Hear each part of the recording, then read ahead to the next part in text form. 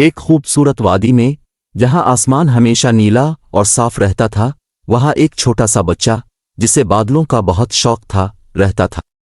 اس کا خواب تھا کہ وہ بادلوں کے قریب جا کر ان کے راز جان سکے۔ ایک دن جب وہ پہاڑ پر چڑھ رہا تھا، اچانک بادل اس کے سامنے جھکنے لگے اور اس نے سنا کہ کوئی اس سے کہہ رہا ہے، آؤ ہمارے ساتھ بادلوں کی بستی کی سیر کرو۔ یہ آواز ایک بادل کی تھی جو اس کی طرف بڑھا اور اسے اپنے اوپر بٹھا لیا۔ وہ بادل پر بیٹھا تو فوراً وہ ہوا میں اڑنے لگا اور بادلوں کی جادوئی بستی میں پہنچ گیا۔ وہاں اس نے دیکھا کہ ہر بادل کے اوپر ایک چھوٹا سا گاؤں ہے جہاں بادلوں کی ننھی ننھی پریاں رہتی ہے۔ ان پریوں کے پروں سے روشنی نکل رہی تھی جو ہوا میں چمک رہی تھی اور بادلوں کو رنگین بنا رہی تھی۔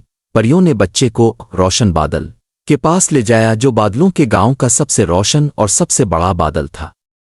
روشن بادل نے بچے کو خوش آمدید کہا اور اسے بتایا کہ یہ بادلوں کی بستی صرف ان لوگوں کے لیے کھلتی ہے جو خالص دل رکھتے ہیں۔ روشن بادل نے بچے کو اپنی چمک سے ایک تحفہ دیا، ایک جادوئی شیشہ جس میں وہ اپنے خوابوں کو دیکھ سکتا تھا۔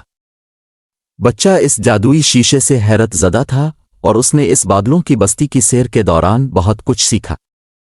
اسے معلوم ہوا کہ ہر بادل مختلف موسموں کا ذمہ دار ہے اور وہ زمین پر بارش، برف اور سردی کا پیغام بھیجتے ہیں۔ اس نے بادلوں کے ساتھ دوستی کی اور وعدہ کیا کہ وہ ہمیشہ ان کے تحفے کی قدر کرے گا۔ آخر میں بادلوں نے بچے کو واپس اس کے گاؤں پہنچایا اور وہ اپنی نئی یادوں اور جادوئی شیشے کے ساتھ خوشی خوشی اپنے دوستوں کو بادلوں کی بستی کی کہانی سنانے لگا۔ اخلاق و یہ کہانی بچوں کو خالص دل، قدرت کی محبت اور تخلیقی خواب دیکھنے کی اہمیت سکھاتی ہے۔